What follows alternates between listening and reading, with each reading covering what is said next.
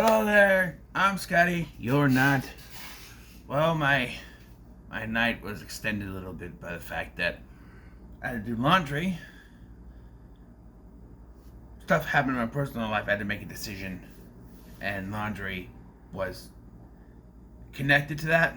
So it took me a while to make that decision, and then finally do laundry, and then one of my neighbors was using all three laundry machines, so it extended my time I'm staying awake tonight. So, figured let me pop on another movie I need to review. And the lucky choice was Happy Gilmore 2. Yay.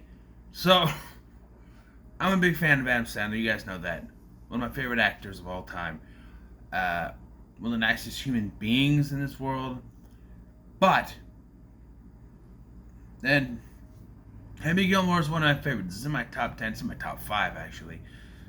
Billy Madison is still my favorite. Spoiler alert, if I ever do a top 10, you know who number 1 is. But Happy Gilmore is up there. Never in a million years did I think that would be the movie that would get a sequel.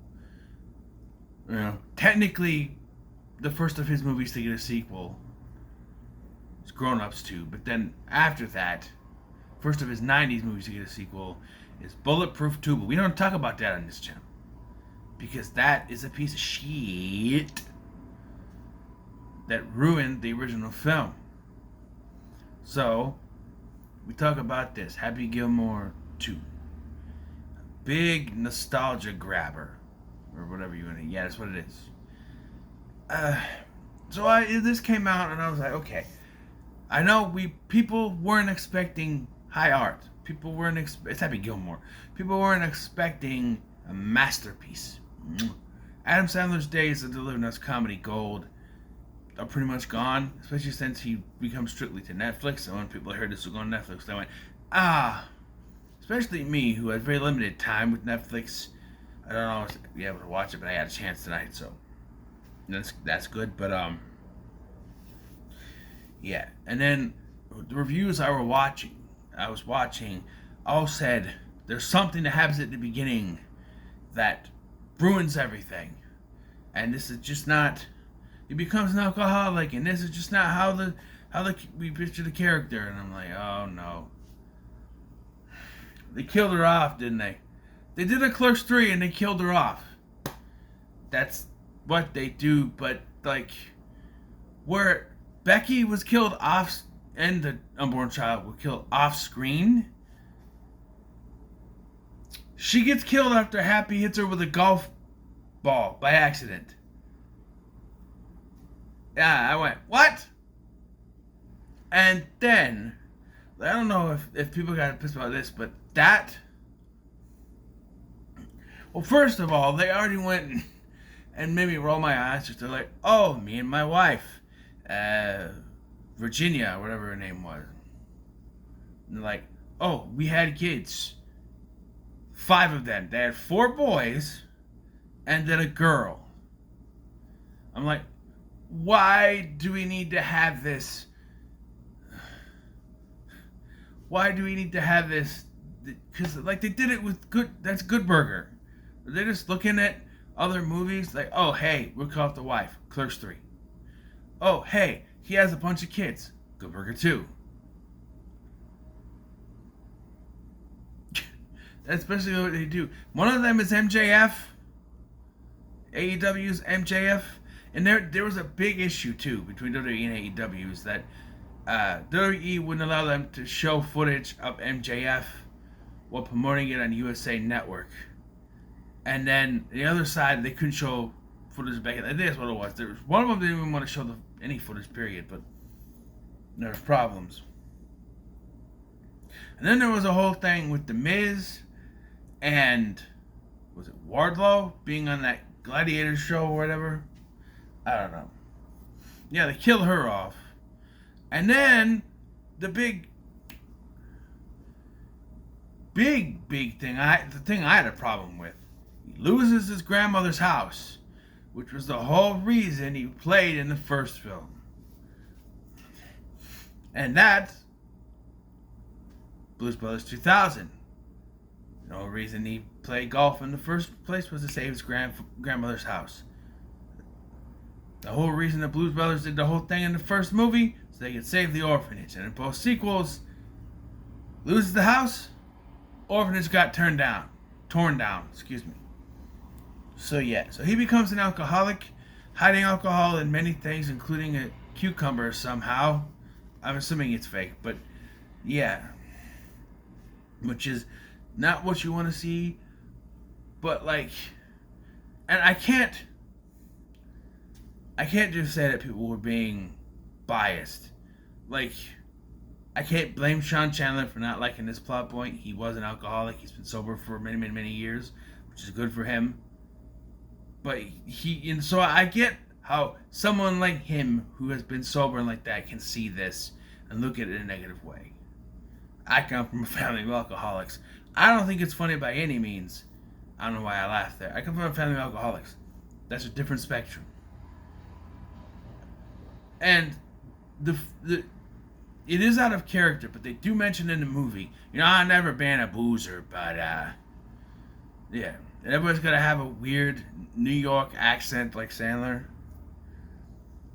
But what is it that gets him to go back into the golf game? Well, he realizes that his daughter, played by his real life daughter, Sunny Sandler, wants to be a ballerina and go to ballet school, which costs a lot of money, as told by the ballet teacher, who is also Sandler's wife, Jackie. Yeah. And I'm sorry, but it is very distracting when they're on, because she looks like a mush of her mom and her dad together. So when they're standing next to each other, I'm like, we're supposed to believe this is Virginia's daughter, right? By the way, all the kids have dark hair, and none of them are blonde like their mom. They're all dark hair like him, which I guess no, I wouldn't say that the male trait, because my son has more red hair than I do. He gets that from his mom. So, I mean, I don't have any hair really, but I do have hair. It's very short. See, don't look at the bald spot. So, yes, and then there's this subplot with the director of Uncut Gems, Benny Safdie. He plays this guy who owns a energy drink company, who is building his own new golf called Maxi Golf.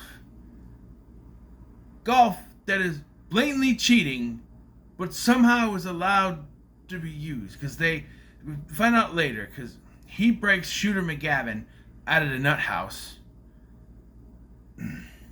Yeah, he breaks him out of the nut house and wants him to join, but Shooter says that's even too extreme and he won't do it, and he throws coffee in the guy's eye, apparently. And,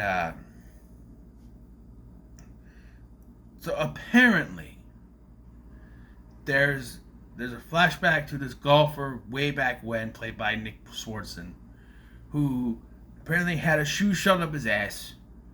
But before he did that, they discovered he was a fantastic golfer, one of the best. And it turns out that he had an accident that snipped something down there and caused him to be able to turn and golf like fantastically. So now he's done this to his string of golfers,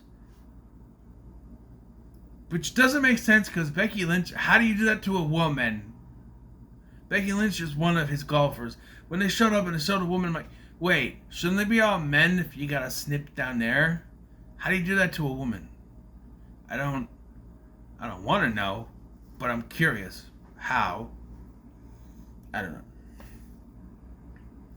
For the most part, once you get past the hump of his alcoholism, there's a lot of callbacks in this that people apparently roll their eyes to. Like, when they announced that Ben Stiller would be playing Hal Elligan, I'm like, why? What is the purpose of him? Well, he runs the Alcoholics Anonymous Center, AA Center, that Happy goes to, which is interesting because I read he was in Hubie Halloween and he ran a mental asylum. There's a mental asylum in this, but it's a different guy running it, not him. So he must have got fired, I guess. I don't know. But now he's there. There's also a tribute to Cameron Boyce. One of the TVs they're watching Jesse. So, yeah. I do like how all the boys are like happy and the girl's just like, the girl does tag along a little bit later, but like the beating up thing. Like they show all the jobs they have and they do the thing where he's got the thing between his legs. That made me laugh a little bit. But yeah, they call back to certain things like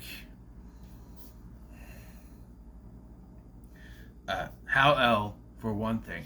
There's this scene where Happy finds Shooter McGavin in the graveyard.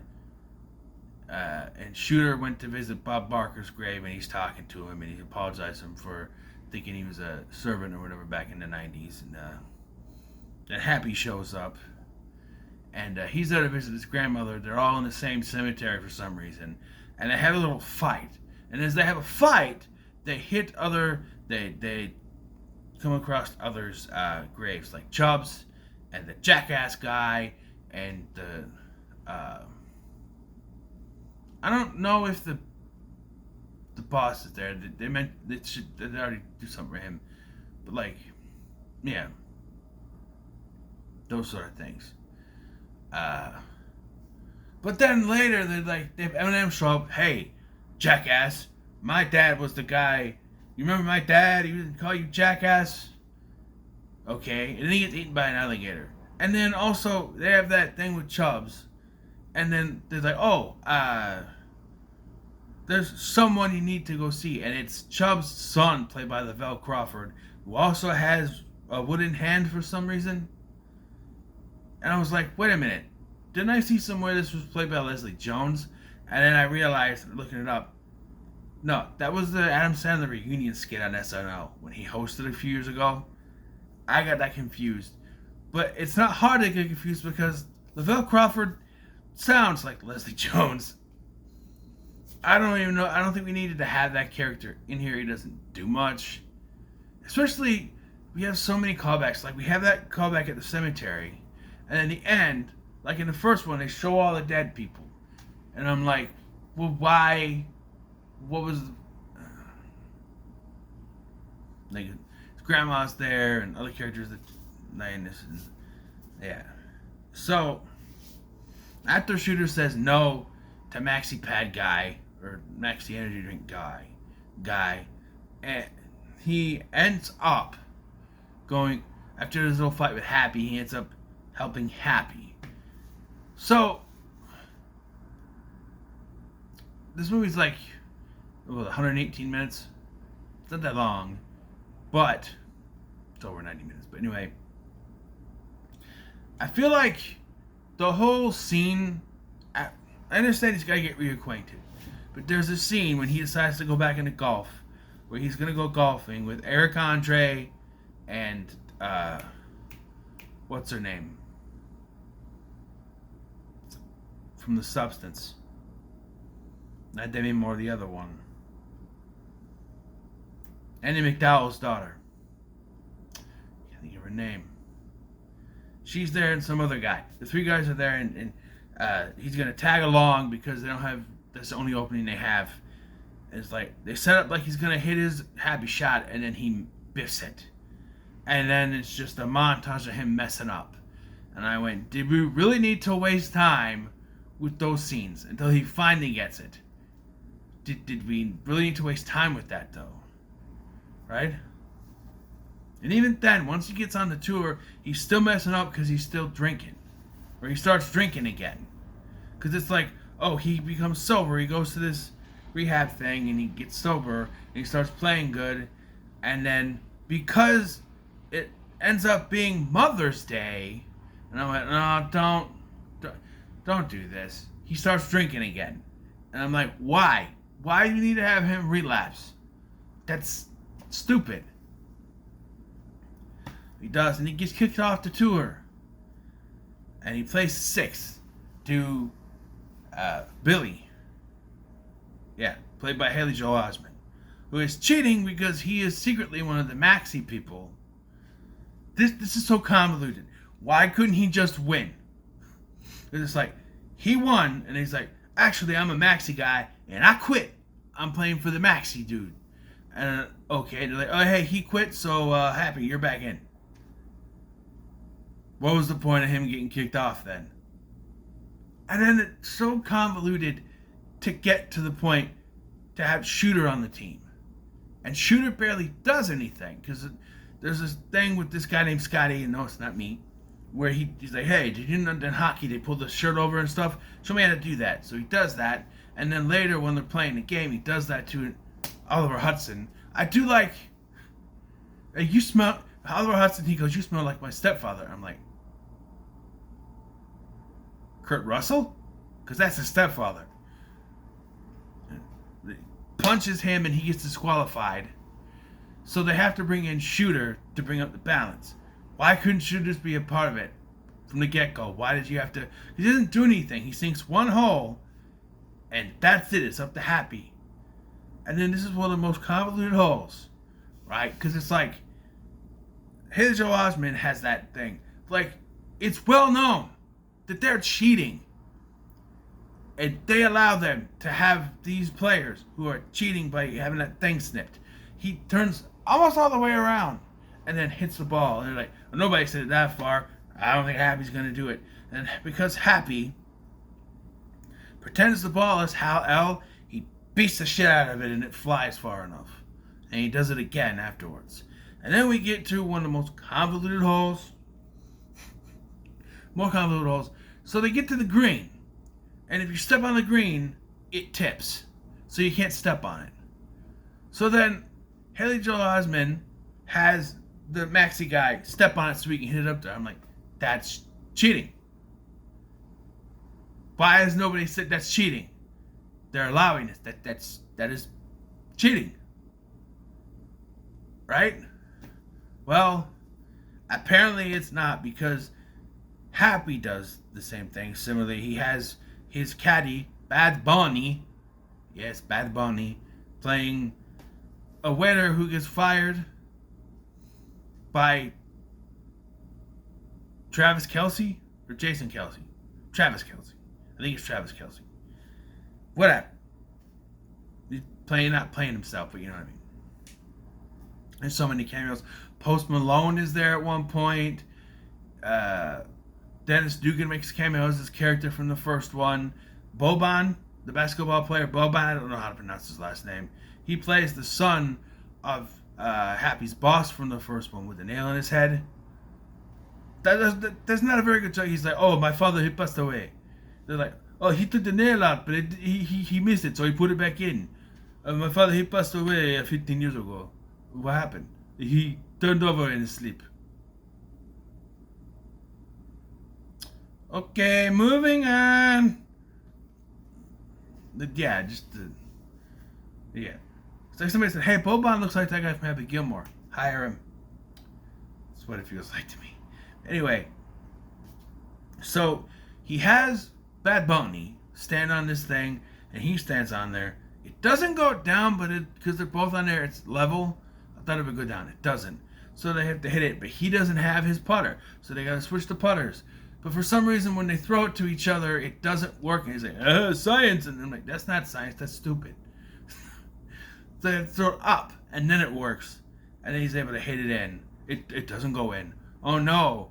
But then yeah, this is also cheating, because he starts speeding it up and making it spin. He starts making it spin. And I'm like, dude, that is cheating. Why did I get disqualified? It's cheating. And it makes it spin faster and faster, and it doesn't quite go in. The Bad Bunny falls, causing it to shift and go in the hole, which is also cheating, but it still works, apparently. And there was a point where he's like, okay, I'll tell you what I do. We don't do ties here. So you sink in this putt, because it was going to be a tie. You sink in this putt, you win. All right, if I win, you pay for my daughter's ballet school. And you buy Bad Bunny a restaurant. And you get my grandma's house back. And I get your car. Jesus Christ. I almost thought he's not gonna do it, is he? Because I saw the ending clip where he walks down a highway, and I thought, oh, they're gonna end it with him being homeless or some shit, right? It's apparently a tribute to when in Tommy Boy, when Chris Farley walks down the street, you know, but like down the road, I guess I should say. But no, he sinks it, and then wasn't there supposed to be a scene where he gives Shooter the jacket, right? They showed it in the trailer. It's like, oh, doesn't I thought I didn't see it. Was there supposed to be a scene? Because I didn't. I swear, did I miss it? I don't know. I missed scenes. Apparently, in this, I made a post on Facebook about in the DC group or whatever about how that scene with the big glowing ball was missing from Superman. I'm like, no, it was there. I'm like, no, it wasn't. I'm like, yeah, it was there. It was in the background. The Justice Gang took care of it. I'm like, what? So I had to watch someone's reaction of it. Yeah, this thing that was in the trailer, everyone made a big deal about. Like, oh my God, what is that? Doesn't matter. It's just the thing in the background the Justice Gang are gonna deal with. It has nothing to do with the plot of that movie. So I don't know. I expected more of that one. I don't know. But anyway, he wins, and all the kids are going to Paris. I guess he wants the big brothers to look after her. Oh, also, there's this girl that he meets, and I didn't realize it was his other daughter. Because they make a joke, and I'm like, what? Because it's like, she's in there, oh, I like this kid. He's like, I like this kid, you know? And he's like, no. She's like, no, it's okay, you can tell me. And she calls in the FBI who are having a sting operation on him. He steals Happy's 30 or 3-month coin. And then she's like, yeah, okay, yeah, I like you too. You remind me of my dad. And I kind of stop and look at each other. I'm like, no, his daughter is his daughter. I know he had more daughters, but apparently that's his oldest daughter. So, yeah. Like I said, he sees all the dead people in the sky after he wins and everything. Even Eminem, for some reason, and the jackass guy who should both be in hell. I'm just saying. But they all went to heaven in a little rowboat. But yeah, and his wife, who's up there. I just don't get these movies where we kill them off. I don't get it. Like, you can do character development without killing off a beloved character like that. You know? But I do like when Shooter was in a nut house, when he finds out she died, he's like, he's been alcoholic ever since his wife died. Virginia? And he quits. And he didn't want to do it. I don't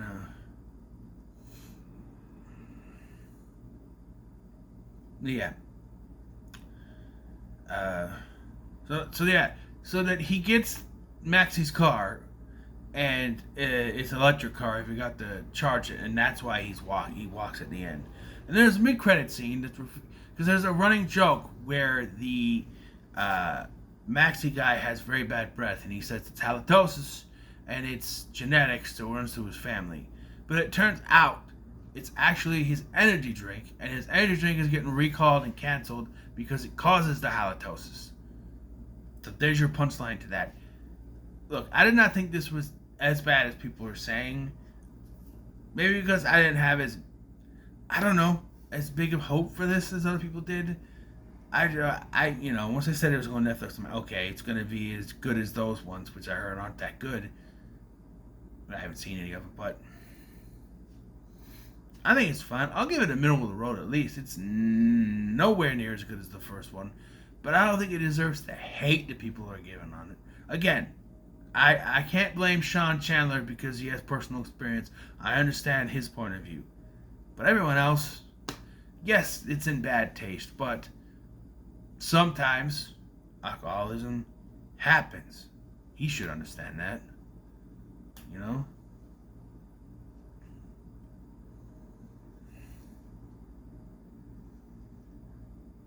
I don't know.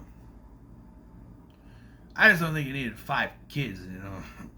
I'm glad that they aged them up and they weren't just kids running around. I'm also confused because the daughter that's in this, she's in real life she's 16 and they're sending her all the way to Paris to dance school at 16. Maybe that's why they're going. The brothers are going with her.